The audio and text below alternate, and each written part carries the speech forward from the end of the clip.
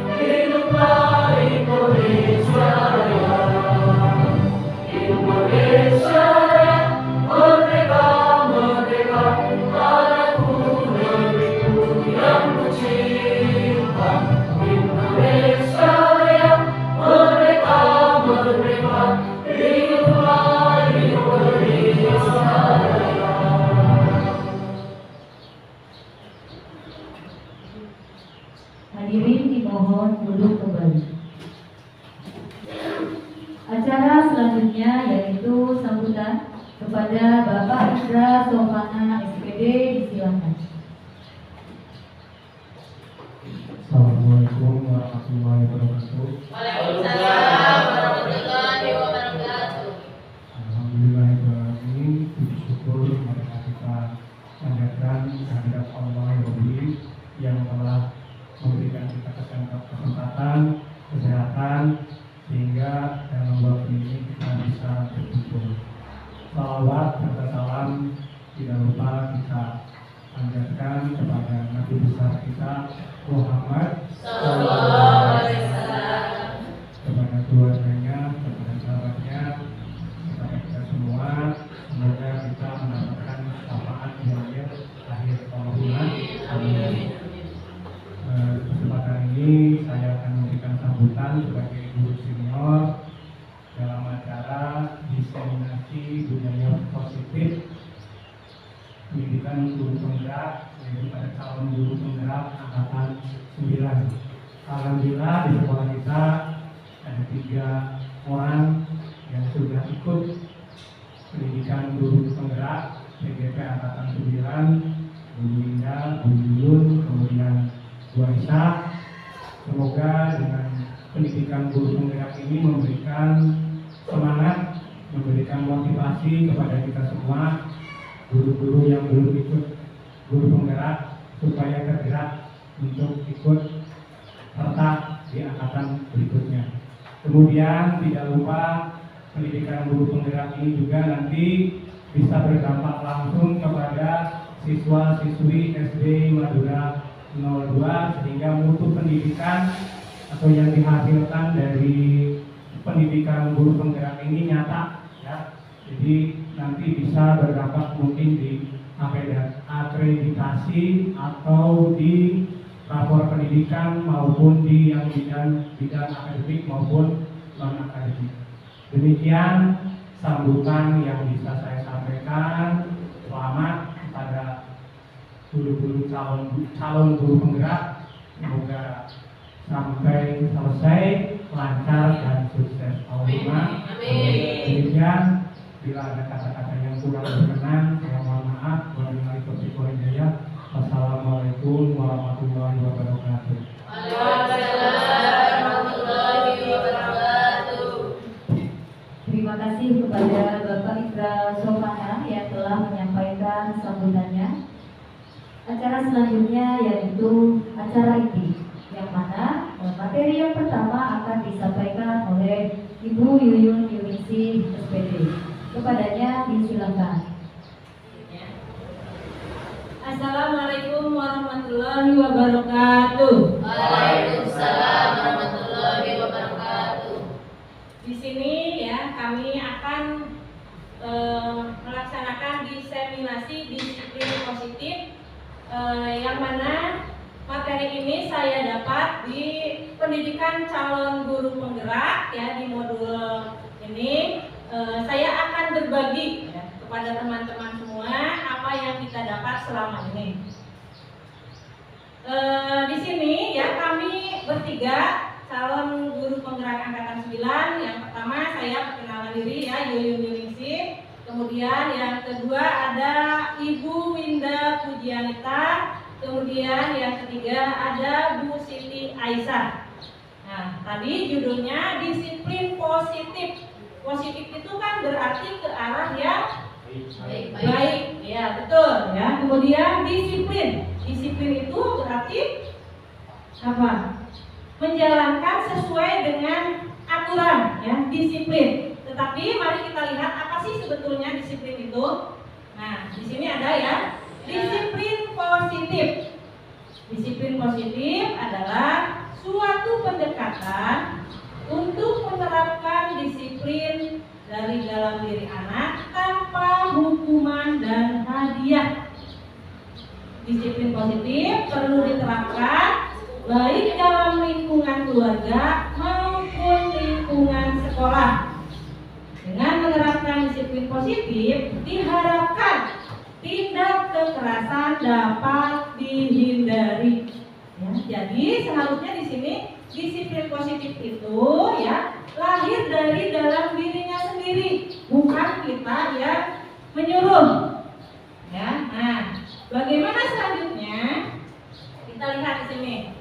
Disiplin positif dan nilai-nilai kebijakan universal perlu diberlakukan di sekolah agar mereka dapat menjadi individu yang baik, disiplin.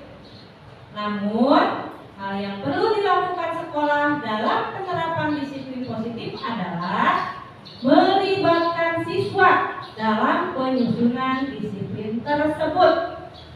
Jadi kita itu tidak boleh serta-merta memberikan disiplin ya tanpa kesepakatan.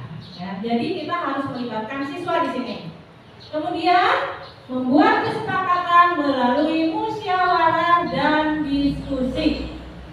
Dengan demikian, murid akan melakukan kesepakatan tentang tata tertib atau disiplin positif itu dengan kesadarannya sendiri, tanpa rasa terpaksa dan sendirilah yang memegang kendali kontrol atas dirinya. Nah, ini tentang disiplin positif. Kemudian selanjutnya, nilai-nilai kebajikan. Nilai-nilai kebajikan merupakan tujuan mulia yang ingin dicapai setiap individu. Dengan kata lain, bahwa nilai-nilai kebajikan merupakan salah satu motivasi intrinsik, ya, berarti dari dalam sendirinya, ya, dari intrinsik. Artinya, seorang yang berperilaku disiplin akan mendapatkan nilai-nilai kebajikan yang merupakan tujuan mulia setiap individu. Selanjutnya, masih nilai-nilai kebajikan. Nilai-nilai kebajikan yang harus ada pada diri guru penggerak sudah seharusnya diterapkan. Karena dengan menerapkan nilai-nilai kebajikan tersebut, sebagai pendidik akan mendapatkan motivasi internal untuk terus berdisiplin dalam segala bentuk kebajikan. Bukan hanya pendidik yang memiliki nilai-nilai kebajikan, siswa pun memiliki nilai-nilai kebajikan, yaitu dengan menerapkan dan sadar akan profil pelajar Pancasila yang harus ia terapkan agar mendapatkan motivasi internal dari dalam dirinya dan sadar untuk melaksanakan disiplin diri. Selanjutnya, nilai-nilai kebajikan universal itu apa saja sih? Ya. Ada di sini keadilan, kemudian tanggung jawab, kejujuran, bersyukur, lurus hati, berprinsip, integritas, kasih sayang, rajin, komitmen, percaya diri, kesabaran, dan masih banyak lagi. Ini hanya contoh-contohnya. Selanjutnya di sini, bagaimana kita menerapkan perubahan paradigma stimulus respon menjadi teori kontrol. Apa sih teori kontrol? Nah, di sini saya akan menjelaskan teori kontrol, teori motivasi. Diana dosen menyebutkan ada 3 motivasi perilaku, yaitu ya mereka melakukan disiplin itu karena apa? Ya, di sini yang pertama untuk menghindari ketidaknyamanan atau hukuman. Ini merupakan tingkatan motivasi perilaku yang paling rendah, karena dia akan bertanya, apa yang akan terjadi apabila saya tidak melakukannya? Nah, ini adalah tingkatan disiplin paling rendah, karena mereka melakukan disiplin hanya untuk menghindari kenyamanan atau hukuman. Ya, jadi murid-murid kita sebetulnya jangan sampai ya motivasi perilaku disiplinnya karena ini, karena takut dihukum sama bapak ibu gurunya. Ya, jangan sampai seperti itu. Kita pun sama sebagai pendidik, ya. Jangan kita mau disiplin karena takut ditegur sama atasan. Nah, seperti itu. Ya.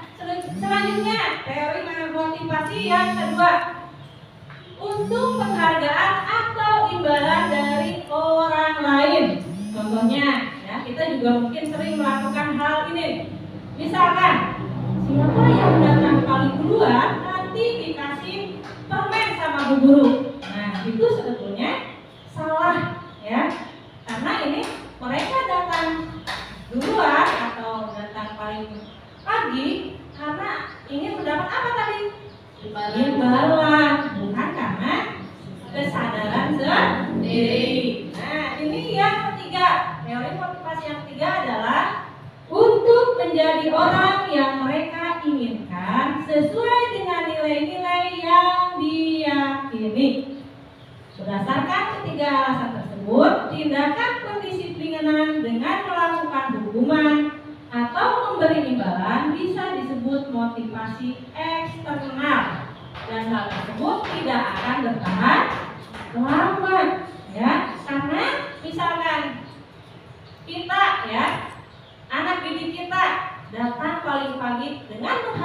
imbalan, ketika imbalan tidak kita berikan, maka dia akan berangkat lagi tidak? Tidak, karena lah sudah tidak ada imbalan, sudah tidak ada hadiah, saya tidak akan berangkat pagi lagi.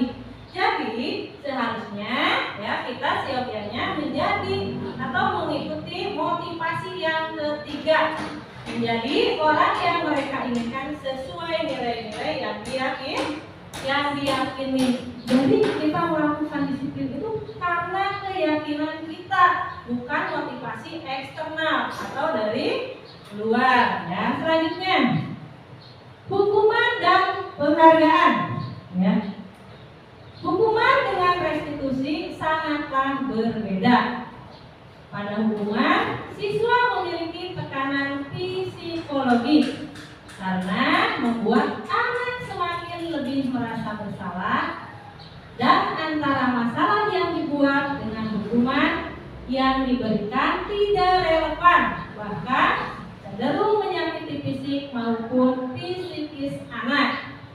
Untuk itu, dalam pendidikan di era sekarang ini sangat dianjurkan menerapkan restitusi dalam menangani setiap permasalahan yang telah dilakukan anak, agar si anak dapat terus memperbaiki segala kesalahannya. Ya, jadi di sini hukuman dengan restitusi sangatlah berbeda. Apa sih restitusi? Saya juga ya baru tahu ketika kita mengikuti pendidikan calon guru penggerak. Maka di sini kita lanjutkan. Nah, apa sih restitusi? Restitusi adalah proses menciptakan kondisi bagi murid untuk memperbaiki kesalahan mereka. Dengan penerapan restitusi tidak membuat psikologi murid menjadi tertekan, dan akan tetapi diperkuat agar murid tersebut dapat memperbaiki masalahnya dan tetap dapat menyatu dengan kelompoknya tanpa ada rasa minder dengan teman-temannya. Ya, jadi kita di sini melakukan restitusi, bukan hukuman. Ya, lanjut. Nah, di sini maaf ya, segitiga restitusi. Ya, tahapannya segitiga restitusi itu yang pertama di sini dulu menstabilkan identitas. Kemudian di sini validasi tindakan yang salah. Kemudian yang ketiga menanyakan keyakinan. Ya. Selanjutnya, udah bosan dengan mendengarkan saya? Bosan. Ayo, untuk mengurangi tegang otot kita, mari kita melakukan ice breaking. Ya, silakan berdiri semuanya. Jangan mengikuti gerakan saya, tetapi ikuti gerakan yang ada di slide. Ya, silakan.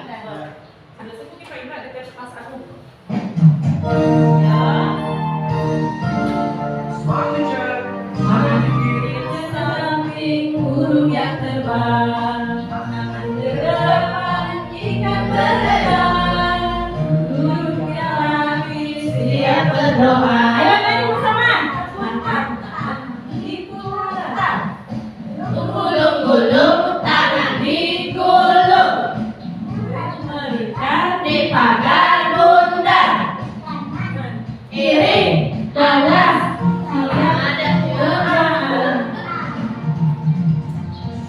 satu jari kanan, satu jari kiri, putar dua masa panjang, jari kanan, dua jari kiri, tiga jari empat, lima kamera cekrek, tiga jari kiri, tiga jari enam, dua menara lagi, kanan empat jari kiri.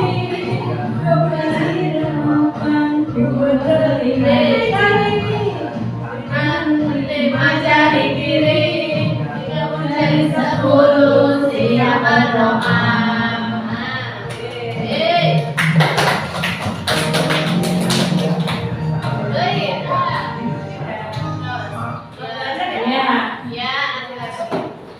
Terima kasih ya.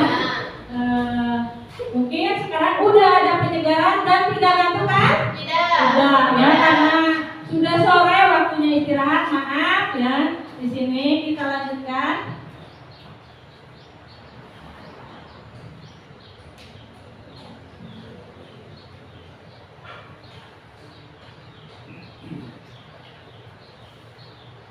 Ya.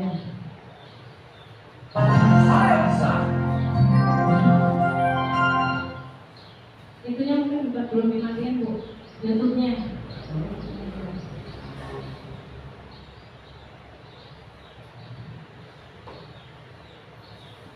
Ya, kita lanjut dengan 5 posisi kontrol guru yang akan dilanjutkan oleh dan disampaikan oleh Bu Winda Pujianita. Waktu dan tempat saya persilahkan.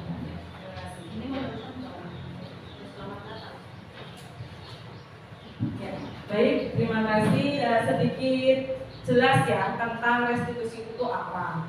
Nah, sekarang saya akan menjelaskan di 5 posisi kontrol guru. Coba, kira-kira sebelum saya jelaskan sudah ada yang tahu apa belum? Belum. Oke, ada yang ngantuk? Ada. Oke, baiklah. Saya akan membuat Bapak Ibu tidak mengantuk. Ya. Oke, kita lihat ya. Ya. Nah, di sini ada atau ditayangkan video ya. Jadi Bapak Ibu bisa melihat dulu videonya. Nanti sambil dilihat, oh saya masuk ke posisi kontrol yang mana? Salah satu program yang dikembangkan adalah 5 posisi kontrol. 5 posisi kontrol dalam restitusi adalah proses perjalanan seorang pendidik agar dapat mengenali dirinya. Pada video kali ini, kita akan membahas tentang 5 posisi kontrol yang dilakukan oleh Diane Lawson dan contoh penerapan. Coba ya, nanti Bapak Ibu lihat saya di posisi mana atau di Lima Bapak Ibu posisi yang mana. kontrol itu adalah 1. Posisi penghukum, 2. Posisi pembuat merasa bersalah, 3. Posisi teman, 4. Posisi pemantau atau monitor, dan 5. Posisi manajer. Ya, Pak Indra yang mana? Untuk lebih memahami kelima posisi tersebut, mari kita saksikan kasus Naren yang terlambat hadir 20 menit di sekolah dan melihat bagaimana kelima posisi kontrol dalam menghadapi masalah tersebut. Ini posisi penghukum ya. Yang pertama, posisi penghukum itu adalah posisi yang menggunakan hukuman fisik. Ya. Ya, ini identik dengan Bapak Ibu yang agak cenderung tegas. Sini kamu. Tuh, dari percakapannya sudah Bapak Ibu Iya, lihat kan? sudah. Ya. Kamu deh. Kasusnya keluarga. Mahu saya Apa? Apa coba? Alasan kamu apa lagi? Kapan sih kamu tidak terlambat? Malah kalian kamu jadi anak. saya Dasar pemalas. Wah. Yang kapok-kapok sih kamu. Sudah berapa kali terlambat? Sana, kamu keliling lapangan basket. Nah, 2 berarti kali. ini penghukum ya Bapak Ibu? Iya, iya. Boleh boleh ya? Tidak boleh ya? Kamu lawan ibu. Kalau yang sudah pernah ya, mohon dimaafkan. Iya. Kalau sudah ada ya, Bapak di sini ya? Tidak. Ya. Sekarang keliling lapangan basket 5 kali sekalian. 5 kali larinya Pak Indra. Nggak boleh itu, nggak boleh ya. Karena penghukum itu menggunakan hukuman fisik Bapak Posisi Ibu. penghukum biasanya berbicara dengan nada tinggi, Tuh, menghardik, menunjuk-nunjuk, berkaca pinggang, dan menyindir. ulak cangkeng. Hukuman bisa berupa fisik maupun psikis. Ibu dan bapak guru hebat. Dampak yang terjadi pada murid ketika Tuh, dampaknya Bapak Ibu, hukum murid menjadi adalah pendiam. murid cenderung Mudah-mudahan di sini tidak ada ya? Tidak. Tidak. Tidak menyukai guru atau mata pelajaran ini. Ampun, insya Allah guru PJOK disukai kok. Nah, ini pembuat merasa bersalah ya. Di sini mungkin Bapak Ibu yang lemah lembut. Oh iya.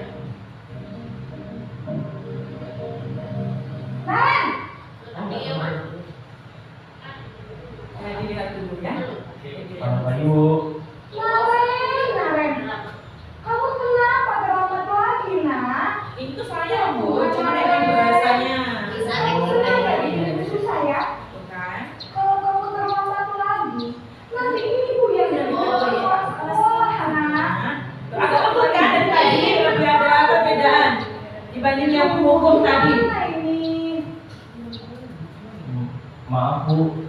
Duh Gusti Naren. Kamu suka ya kalau ibu tegur bapak kepala sekolah? Terus sekarang ibu harus tulis apa yang di buku absen? Ini kamu sudah sering terlambat loh. Ibu harus apa coba? Maaf Bu. Maaf sekali. Ya sudah, lain kali jangan bikin ibu susah lagi ya nak ya. Ibu tidak akan kuat lagi kalau kamu begini terus. Bisa jantung lagi. Ini kalau seperti ini merasa bersalah ya, jadi anaknya juga jadi merasa bersalah Maaf ya seperti Bu. itu. Maaf sekali. Tuh kan, jadi kelihatan buruk sekali Posisi anaknya. membuat rasa bersalah, berbicara dengan nada tenang, cenderung lembut, tenang. Ada sih mungkin ada yang seperti itu ya. Merasa menjadi orang yang gagal, memandang buruk dirinya sendiri, merasa tidak berharga, dan tidak sanggup membahagiakan orang lain. Ketika guru mengambil posisi pembuat rasa bersalah, murid akan menganggap dirinya yang bersalah dan ia akan menyimpan emosi negatif tersebut di dalam dirinya. Nah ini yang ketiga Bapak Ibu di posisi kontrol, posisi teman ya, di posisi teman. Nah di sini itu jadi dianggap sebagai teman ya, posisi apa akrab kayak gitu dengan anak itu dekat.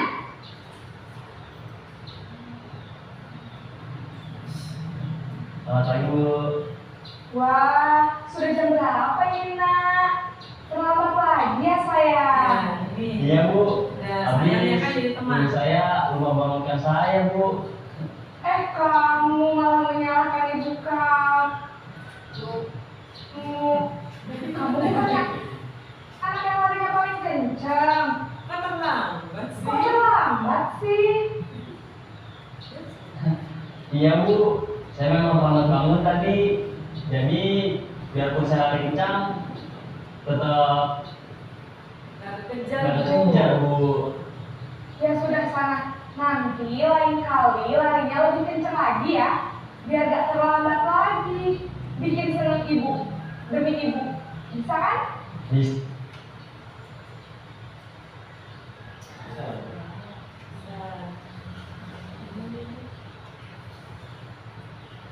Ya, jadi Bapak Ibu di posisi teman ini, jadi posisi kita itu sebagai teman pada siswa kita atau murid kita. Jadi bahasanya juga seperti ke teman. Salah Bu. Ya sudah sana masuk kelas. Ibu beresin urusan absen kamu. Kamu ini ada-ada saja.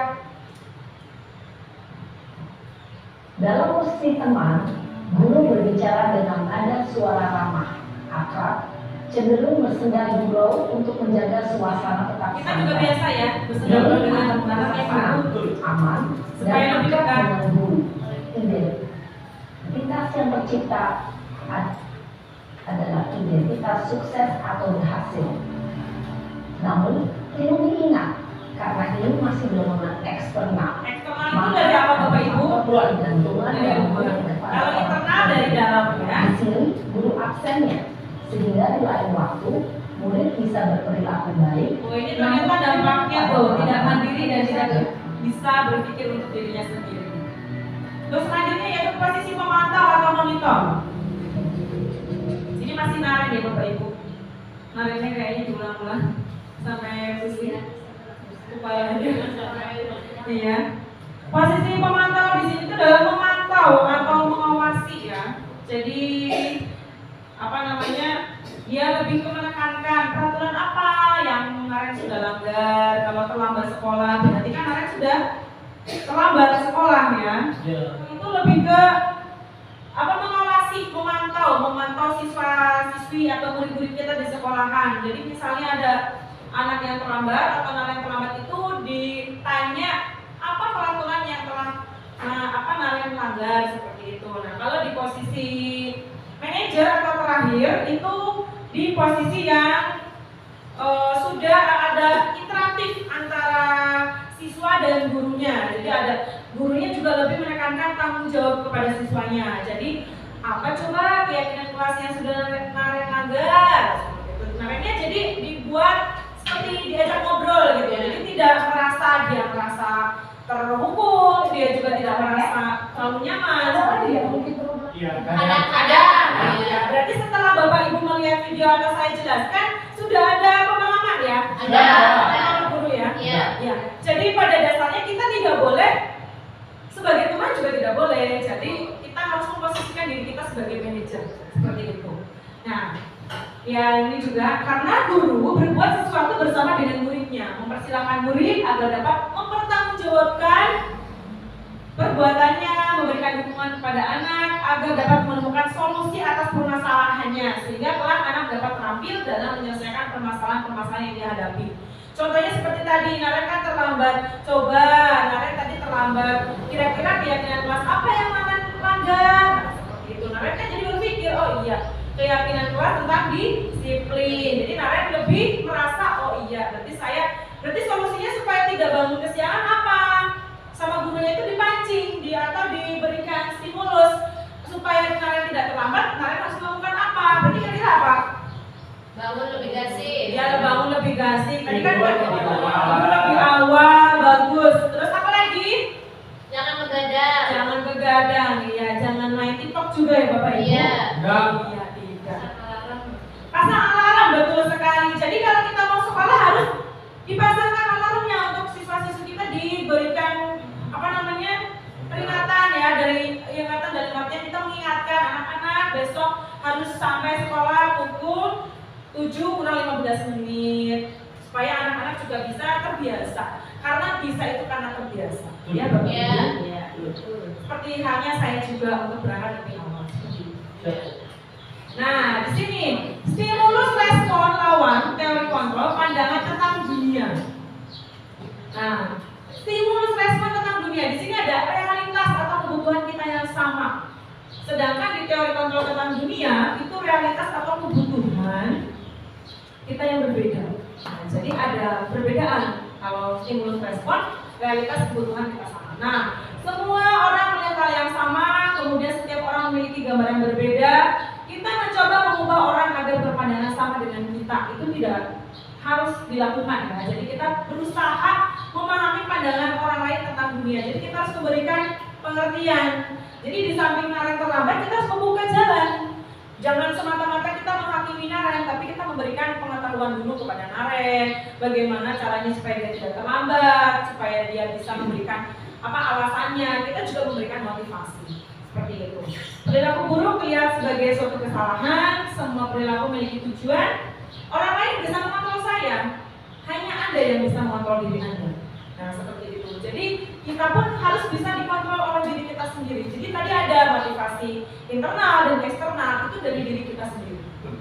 Ya. Seperti itu ya.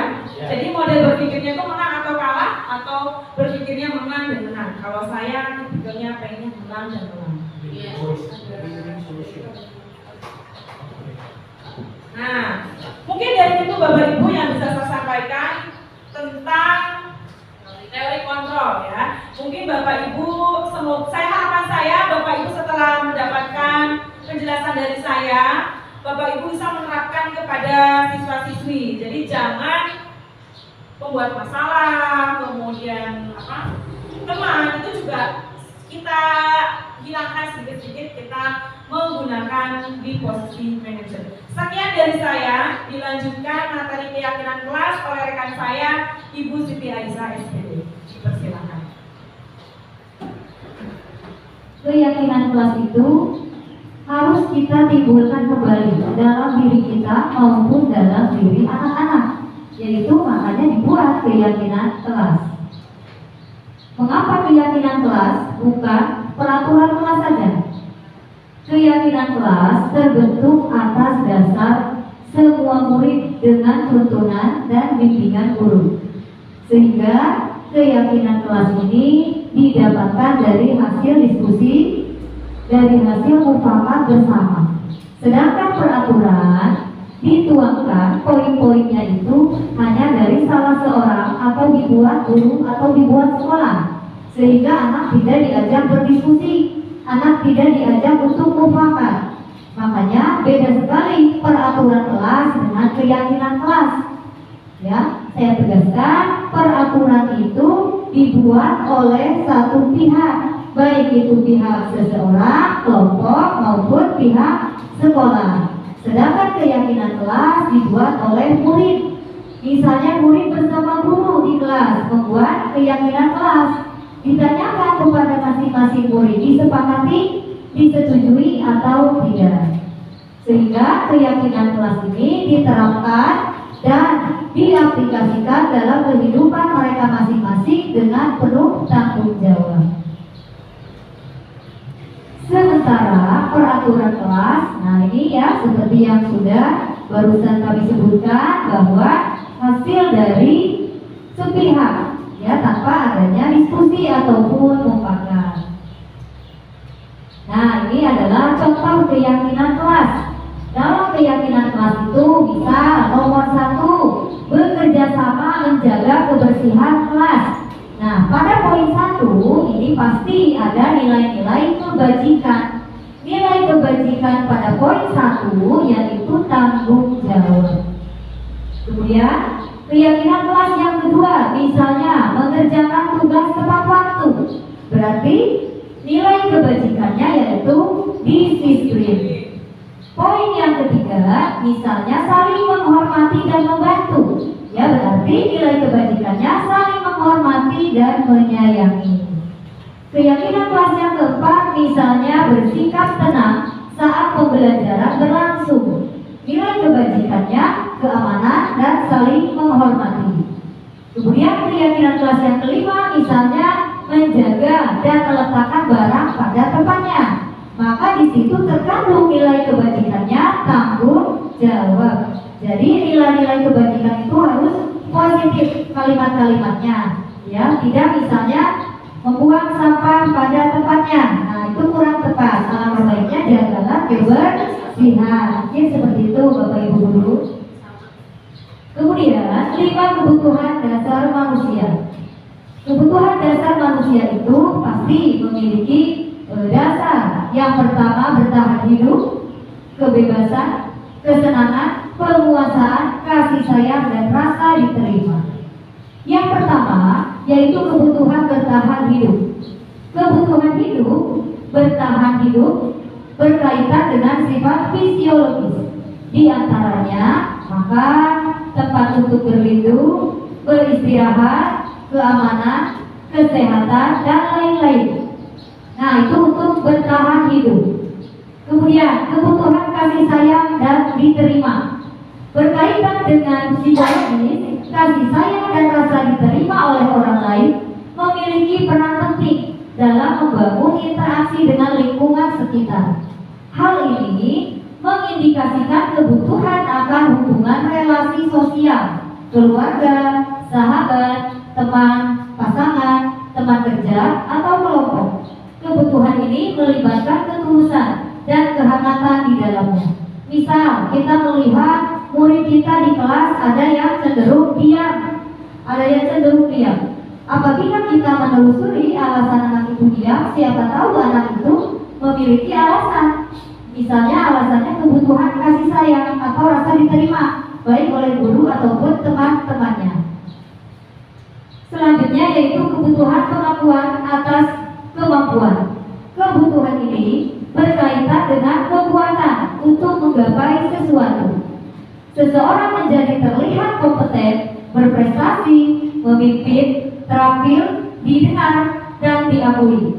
Hal ini menunjukkan bahwa seseorang membutuhkan pengakuan atas kemampuannya meliputi harga diri serta dianggap berpengaruh dalam kelompok.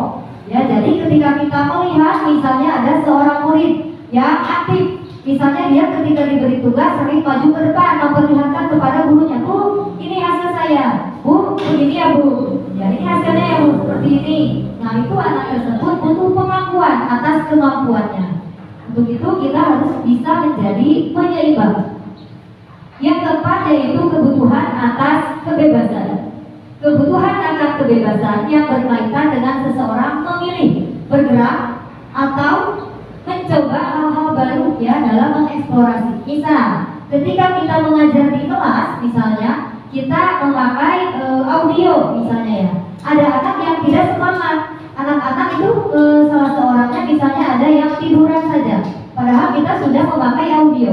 ternyata setelah kita telusuri ada anak yang gemar dan suka gaya belajarnya itu dengan visual. Makanya anak itu butuh kebebasan, ya. Makanya sebelum pembelajaran, alangkah baiknya mungkin kita sebagai guru dipertanyakan pembelajaran seperti apa yang menjadi minat murid, gitu ya. Baik secara audio, visual dan lain sebagainya sesuai dengan kebutuhan visual masing-masing. Kemudian yang terakhir yaitu kebutuhan akan kesenangan. Setiap manusia memiliki kebutuhan untuk merasa senang, sehingga berupaya untuk mencari kesenangan. Biasanya kebutuhan ini berkaitan dengan kesediaan, tantangan, gurauan ataupun pembelajaran yang bermakna. Bukan hanya murid ya Bapak Ibu Guru, kadang kita juga sering mungkin butuh yang namanya kesenangan seperti mendengarkan musik, olahraga, ada lagi shopping, tuh jalan-jalan ya. Ya itu merupakan kesenangan kita. Murid juga sama, murid juga membutuhkan kesenangan ya. Contoh misalnya ada murid yang sering mengambil pensil temannya, padahal dia sendiri punya pensil. Yaitu alasannya karena kesenangan. Ya di situ kita menjadi penyeimbang dan memberikan penguatan supaya berjalan ke arah yang positif. Baik Bapak Ibu, kami calon guru penggerak Ibu Yuningsi, Ibu Hina Pujianita, dan saya sendiri Siti Aisyah telah memaparkan ya pengalaman dan pelajaran-pelajaran yang sudah kami dapatkan dari pendidikan calon guru penggerak. Saatnya sekarang sesi tanya jawab. Apabila Bapak Ibu guru ada yang masih belum paham, ada yang masih belum memahami, silakan boleh ditanyakan. Insya Allah nanti kami bertiga akan berusaha untuk menjelaskan kembali.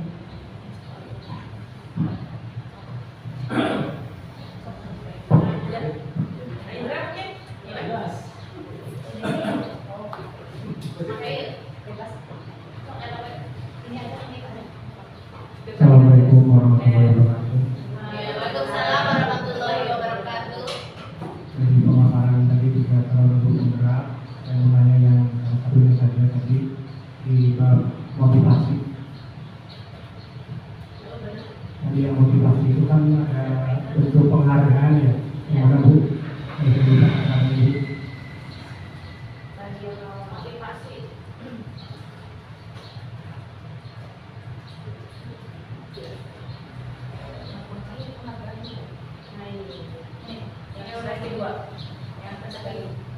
Nah ini yang nomor 2 itu kan untuk penghargaan atau imbalan dari orang lain. Nanti dipaparkan oleh Bu Yun ya kalau nggak salah.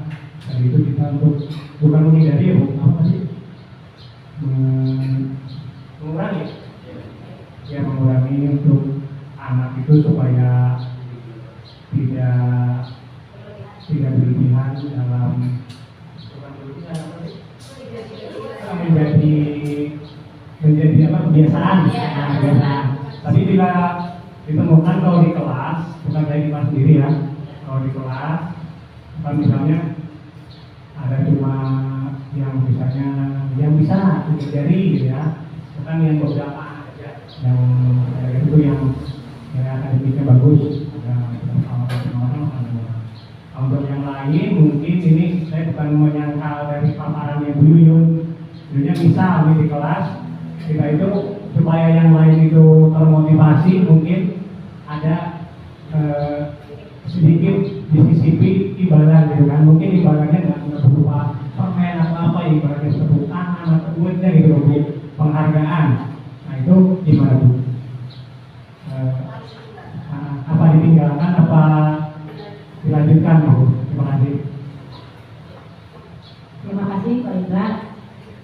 Pertanyaan yang sangat berbobot sekali ya. Mudah-mudahan saya bisa menjawabnya. Walaupun tidak, nanti Bu Aisyah, Bu Indra bisa menambahkan apa yang saya berikan. Ya, tadi Pak Indra menanyakan di sini untuk penghargaan atau imbalan dari orang lain. Kalau misalkan imbalannya hanya tepuk tangan, reward, itu ya tidak apa-apa. Tetapi ketika kita memberikan penghargaan dengan cara misalkan Nanti kalau bisa menjawab pertanyaan dari Bapak Guru akan diberikan coklat, misalkan seperti itu. Nah, si anak mungkin nanti berpikirnya, wah saya harus berusaha menjawab pertanyaan Pak Guru karena biar saya dapat coklat. Nah, yang tidak diharapkan seperti itu Pak. Kalau misalkan dulu kita beri tepuk tangan, ya tidak apa-apa, ya. Emang harus seperti itu supaya mereka itu semangat. Ya. Mungkin ada yang mau menambahkan, Boisa atau Bunda? Ya, saya menambahkan sedikit ya motivasi untuk penghargaan atau imbalan. Ya, kalau untuk memberikan apresiasi seperti tepuk tangan, sebetulnya itu tidak masalah, itu boleh ya, boleh saja dalam bentuk apapun, hanya mungkin tidak berlebihan. Itu pun mungkin dalam momen tertentu. Jadi jangan setiap hari atau setiap pembelajaran dikasih imbalan, ya supaya nanti tidak menjadi kebiasaan. Dan apapun, misalnya itu bisa menjadi motivasi untuk anak, kita disisipi penguatan. Jadi anak-anak misalnya coklat ini hanya sebagai motivasi untuk kalian, ya kalian memang harus begini misalnya. Jadi nilai-nilai kebajikannya diterapkan kepada anak supaya anak mengetahui, tidak menjadi kebiasaan buruk. Itu mungkin Pak. Baik, dari Bu Ika mungkin selanjutnya. Ya baik, dari Pak Indra ya sudah cukup baik. Mungkin gini teman-teman. Jadi teori motivasi itu kan ada tiga. Nah, yang tadi disorot itu adalah atau yang menjadi pertanyaan di Bapak Ibu itu adalah penghargaan. Dimana kalau penghargaan itu timbulnya itu dari luar atau dari guru tersebut, jadi bukan dari dalam diri siswa tersebut. Nah, jadi PR kita sebagai guru itu kita bagaimana caranya menghilangkan sedikit demi sedikit yang tadinya ini kan Pak Indra kan tadi walaupun punya Pak Indra aja ya, misalnya Bu Desi dan semuanya, bahkan hampir semuanya, kita ingin supaya kita tuh jadi lebih up atau lebih bisa aktif. Kita kan otomatis ada iming-iming, bukan iming-iming ya, maksudnya dalam artian ada ininya gitu supaya anak tuh lebih aktif, lebih ini. Nah, yang kita harus hilangkan atau kita kurangi itu dari yang ini. Jadi itu kan termasuk anak itu jadi bukan dari diri dia sendiri melakukan itu. Contoh, saya dalam PJOK supaya anak itu bisa melakukan roll depan. Bagaimana caranya? Kalau saya bilangnya gini, coba kamu ikut sekarang, Wais kalau melakukan roll depan, saya takut Bu. Nah, itu kan berarti kan Wais belum ada dari dirinya sendiri untuk mencoba, masih takut. Nah, jadi kita memunculkan. Kalau misalnya saya bilang, Wais, ayo Wais lakukan roll depan, nanti guru kasih nilai. Berarti kan itu bukan dari Wais sendiri, ya tidak? Nah, jadi yang Bapak Ibu atau kita semua kurangi itu yang masuk ini kan muncul dari motivasi eksternal, jadi dari guru gitu. Jadi bukan berarti tidak boleh, tapi kita bagaimana caranya untuk meminimalisir motivasi eksternal. Jadi kita mulai memunculkan di sekolah kita itu yang mana anak-anak bisa melakukan sendiri dari dalam dirinya. Mungkin itu dari saya penambahannya. Terima kasih. Bisa diterima Pak Indra? Ya, bisa. Cukup ya Pak Indra, sudah jelas? Ya, mudah-mudahan Pak Indra cukup jelas dengan apa yang kita sampaikan ya. Kalau kurang jelas mungkin nanti kita bahas di lain waktu. Mungkin selanjutnya ada yang bertanya, silakan. Bertanya tentang bagaimana sih kita bisa membedakan ya ketika di kelas rendah itu kan anak-anak bagaikan tubuh itu kan bagaikan teman ya. Nah, bagaimana sih kita bisa menjadi atau di posisi manajer itu seperti apa ketika kita mengajar di kelas rendah? Kalau di kelas tinggi mungkin oke ya, anak-anaknya sudah nalar. Nah, kalau di kelas rendah itu seperti apa? Coba saya jelaskan lagi ya Bu, biar saya tambah paham seperti itu.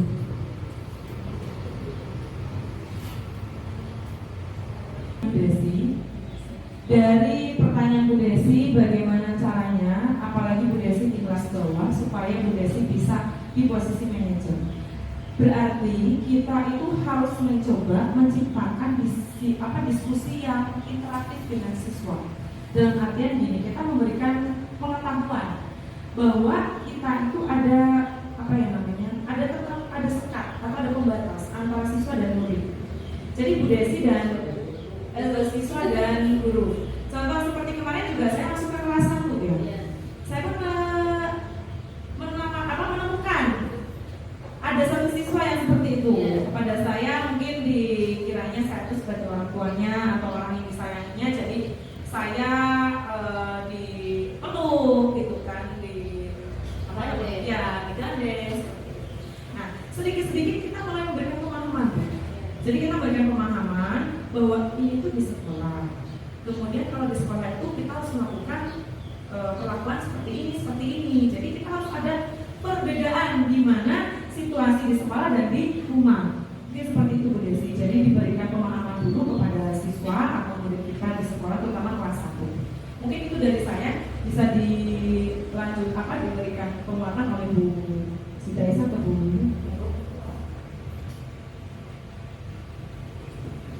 Mengajar di kelas rendah, anak-anaknya atau siswa-siswanya menganggap kita itu sebagai teman atau sebagai orang tua mungkin ya, teman-teman kalau anak kecil. Saya rasa itu juga tidak terlalu berlebihan juga ketika mereka menganggap kita sebagai orang tuanya, karena mereka masih kecil, kemudian itu juga masa peralihan mereka dari PAUD.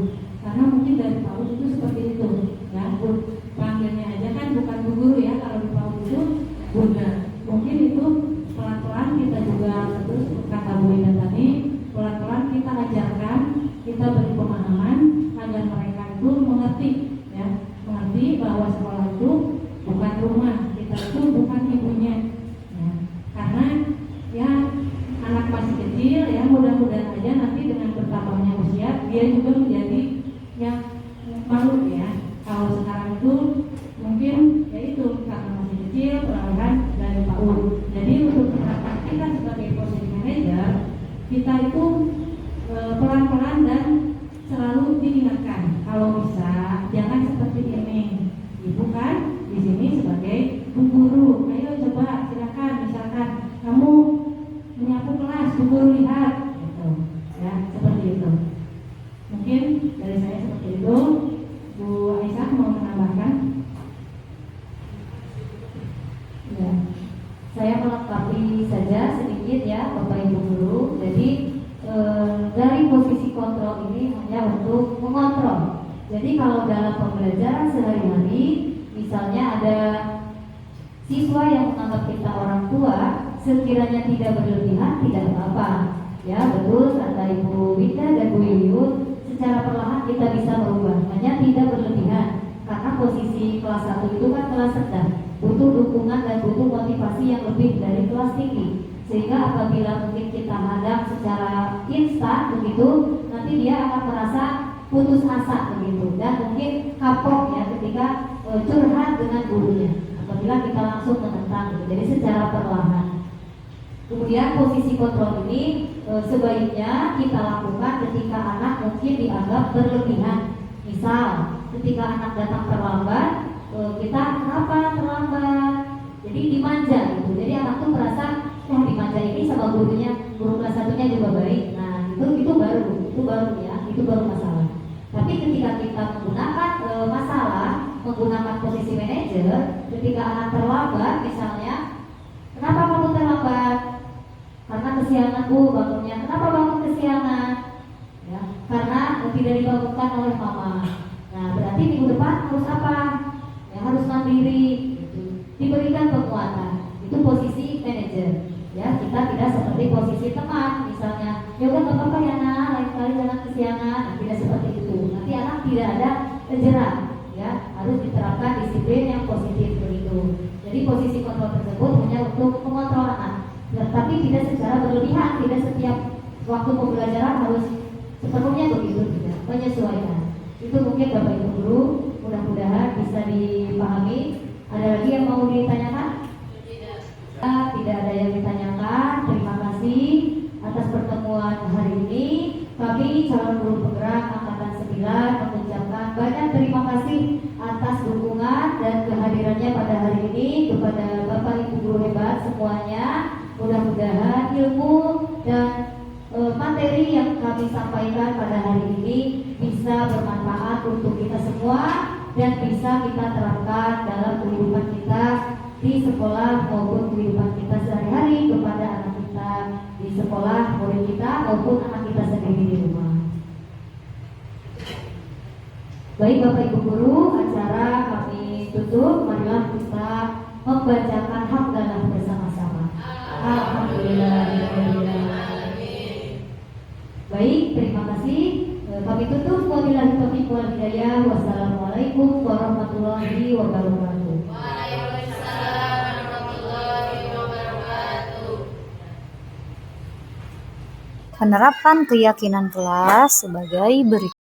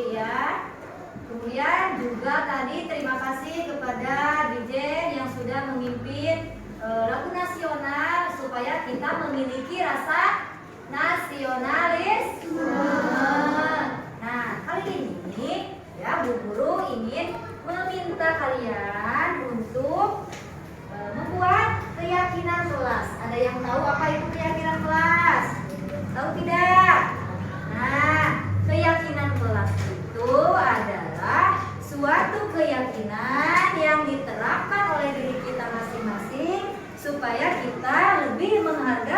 sendiri dan menghargai orang lain. Misal, Bu Guru tadi menolong Adelio terjatuh, ya itu ada nilai kebajikannya. Apa coba nilainya? Berarti Bu Guru sudah betul, tepat sekali, sudah menolong. Ada lagi? Ya, betul ya, sudah saling menyayangi. Nah, itu nanti bisa kita buat dalam sebuah keyakinan kelas. Ya. Ada yang masih bingung apa itu nilai kebajikan? Ada? Ya, betul ya, nilai kebajikan itu nilai-nilai yang baik yang harus kita terapkan dalam kehidupan sehari-hari. Coba nanti ya, Bu Guru ingin tahu ya, anak kelas 4 semuanya berani ya, berikan pendapatnya, berikan sarannya. Bu Guru akan membuat sebuah keyakinan kelas. Keyakinan kelas ini silakan nanti kalian buat, kemudian kita sepakati bersama. Bisa kalian tempel di sini ya. Nanti Bu Guru akan memberikan kertas sticky note. Ya, coba Bu Guru ingin melatih keberanian kalian ya. Cuk, siapa yang mau mencoba? Boleh Leo, silakan maju. Pintar. Ya, silakan ditulis Leo, kemudian ditempel. Apa menurut Leo keyakinan kelas yang harus kita terapkan di kelas 4 ini? Boleh, langsung ditulis. Ya Leo, ya silakan ditempel Leo. Baik, coba beritahu teman-teman Leo menulis apa? Coba teman-teman. Teman-teman, saya menulis disiplin. Nah, ada Leo menulis disiplin. Setuju tidak? Baik, silakan duduk Leo. Terima kasih. Nah, lanjut ya. Siapa yang mau memberikan pendapatnya lagi? Boleh Arif, silakan maju Arif. Coba Arif, tulis Arif. Apa pendapat Arif? Keyakinan kelas kita. Silakan ditulis.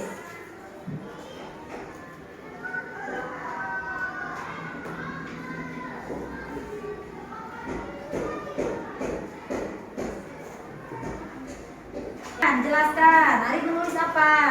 Saya menulis tanggung jawab. Ya, alasannya kenapa? Karena ya, kita harus bertanggung jawab. ya, betul ya, tepuk tangan boleh.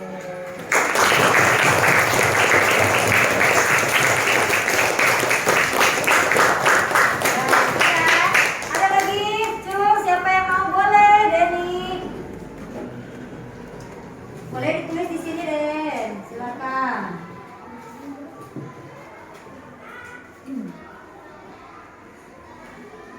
Action. Ya, sudah deh. Sudah kelihatan kepada teman-teman deh. Jadi menulis apa? Saya menulis saling menghormati. Ya, kenapa kita harus saling menghormati? Tidak boleh saling mengejek, betul. Boleh tempel deh. Baik, setuju ya? Setuju tidak? Siapa lagi? Boleh Hafiz, silakan. Boleh, silakan Hafiz tulis pendapatmu di kertas ya.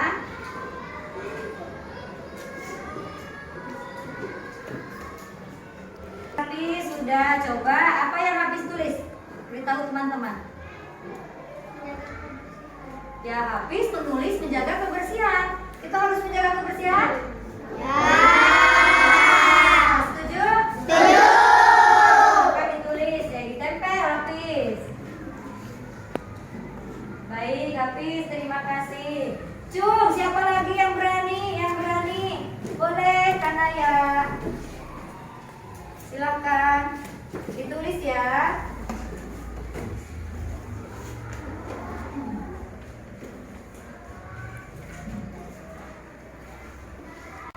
Sudah belum kena ya? Ya, coba perlihatkan kepada teman menulis apa? Baca.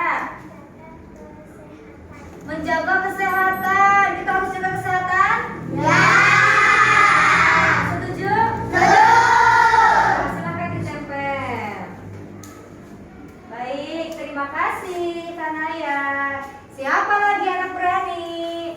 Boleh, Deandra, silakan maju ke depan. Ya, tulis ya pendapatnya ya. Boleh pindah.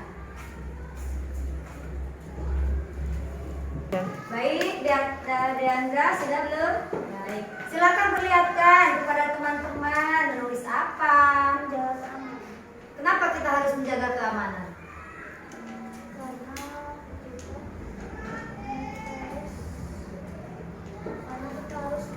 Ya, karena kita harus rukun biar kelas kita aman. Setuju? Setuju. Silakan ditempel, Leandra.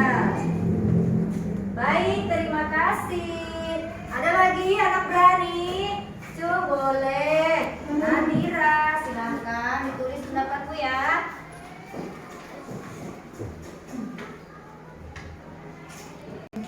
Sudah, Nadira? Sudah, coba perlihatkan dengan berani. Coba suaranya yang keras. Tunjukkan kepada teman menulis apa? Menulis saling menyayangi. Saling menyayangi. Kenapa kita harus menyayangi? Karena kita harus menyayangi semua orang dan kita harus menyayangi sekolah. Ya, kita harus menyayangi semua orang dan teman-teman di sekolah. Setuju? Setuju. Baik, saling menyayangi. Silakan ditempel, Nadira. Baik, terima kasih Nadira. Boleh duduk kembali. Ya, ada lagi. Cung, mana boleh Reyhan. Silakan maju ke depan. Silakan tulis pendapatmu di kertas ya untuk nanti ditempel. Sudah, Reyhan? Coba tunjukkan kepada teman. Reyhan menulis apa? Teman-teman, saya menulis sabar. Sabar. Kenapa kita harus sabar? Supaya biar apa? Tidak mudah marah. Tidak mudah marah. Biar tidak mudah marah katanya ya. Setuju? Setuju. Kita kalau misalnya berseteru dengan teman tidak boleh marah ya. Harus sabar. Silakan ditulis, Raihan. Baik, terima kasih. Selanjutnya, Jung, siapa lagi yang berani? Boleh, Wulan, maju ke depan.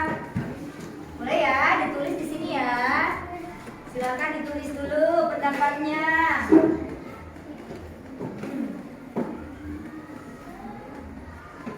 Wulan apa tadi? Sopan santun ya. Kita harus. Baik, sudah Wulan. Baik, silakan diambil. Wulan menulis apa? Coba perlihatkan kepada teman. Sopan santun. Kenapa kita harus sopan santun? Ya, kita harus sopan sama yang lebih tua, kepada teman ya, kepada adik kelas. Setuju? Setuju. Baik, silakan ditempel Wulan. Ya, terima kasih Wulan. Silakan duduk kembali. Baik ya. Ya, sekarang ke berapa itu? Ke 10. Yang keyakinan ke 10. Bu minta satu lagi. Ya, siapa? Cung, anak yang berani. Boleh, Kalista, silakan ditulis pendapatnya di sini. Silakan.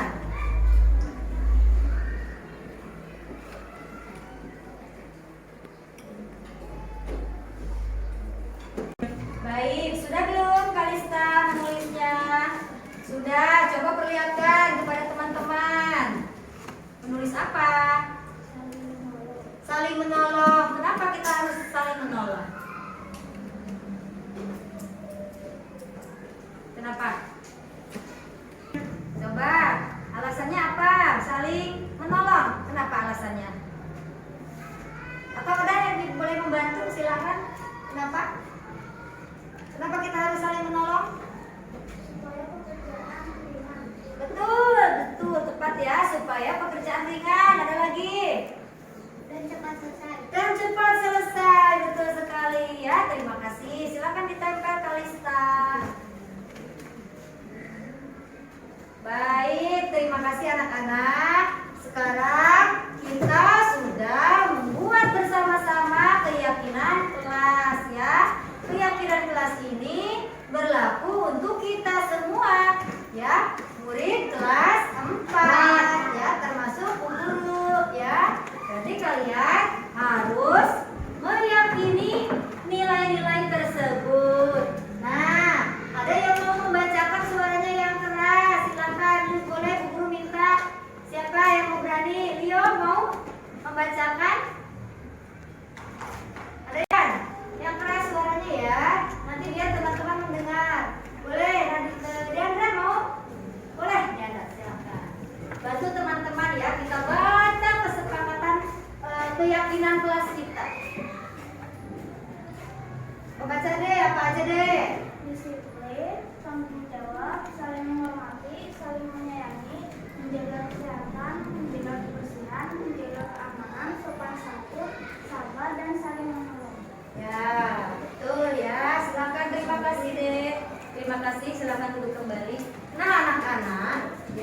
keyakinan kelas, pendapat-pendapat kalian yang sudah kalian tuangkan ke dalam tulisan, kemudian kalian tempel, ini merupakan nilai-nilai. Ya, ini ada nilainya, ada nilai kebajikannya. Ya, contoh disiplin. Ya, ini ada nilai kebajikannya. Disiplin itu ya.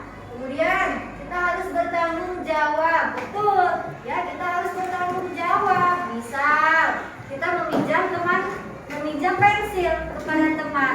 Kewajiban kita apa? Tanggung jawab kita. Betul, mengembalikan pensil ya.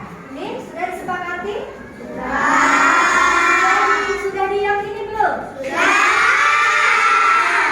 Guru minta keyakinan kelas ini kita terapkan bersama-sama, bukan karena motivasi atau dorongan dari guru ya, bukan dari karena ingin dihukum, takut dihukum, ingin dapat pujian dari bu guru, atau takut dihukum, takut didenda dan lain sebagainya. Tidak ya, bu guru minta keyakinan kelas ini kalian terapkan dari hati kalian, dari dalam diri masing-masing, untuk menghargai diri kalian sendiri, juga menghargai, menghormati orang lain. Ya.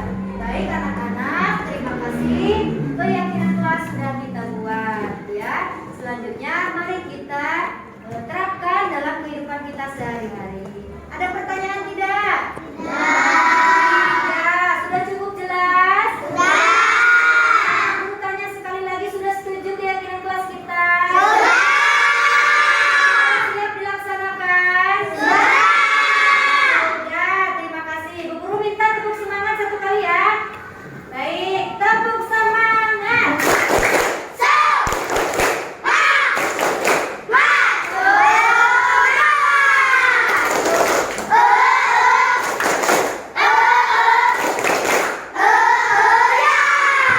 Baik, terima kasih ya. Keyakinan sudah kita buat sama-sama. Marilah setelah ini kita akan mulai belajar. Terima kasih.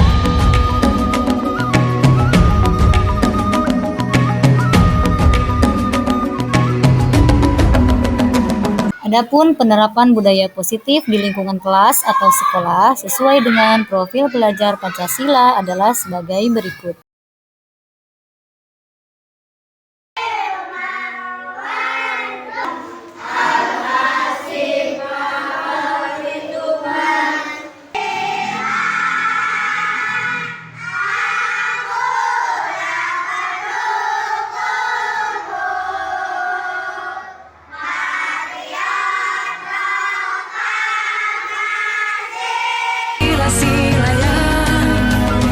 Kita belajar Pancasila. Ayo kita jaga untuk Indonesia. Bersatu dalam perbedaan, berpegang tangan dan berlari. Singkirkan egomu, oh kawan, demi negeri ini. Jadilah generasi emas. Dengan pianika gabung 1, 2, 3.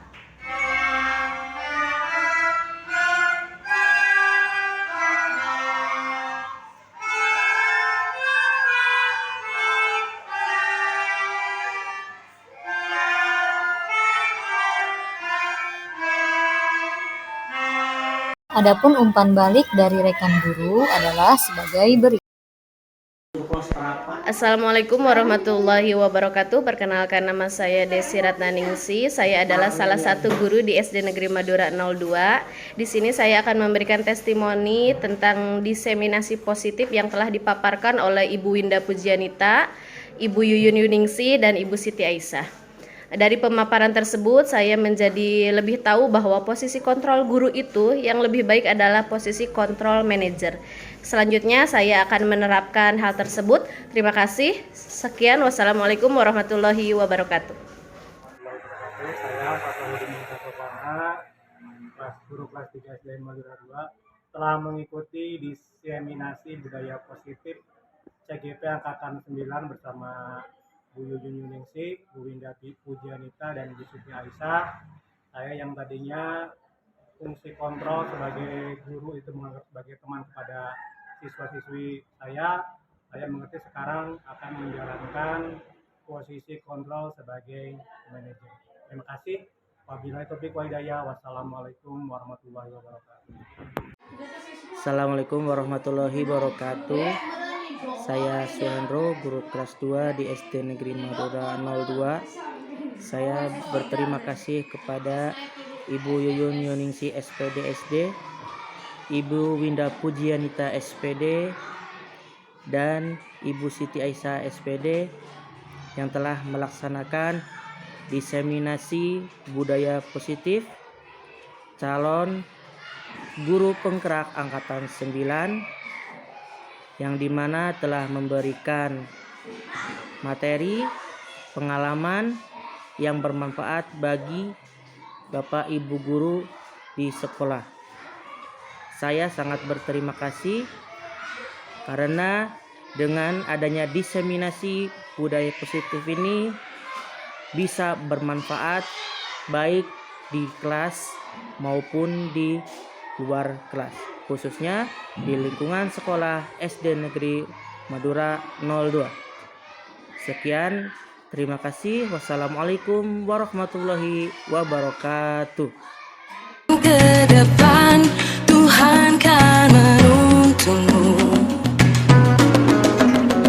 Sadarilah masa berganti, tantangan kan kita hadapi, bergandeng tangan untuk negeri, era kita menanti berseri.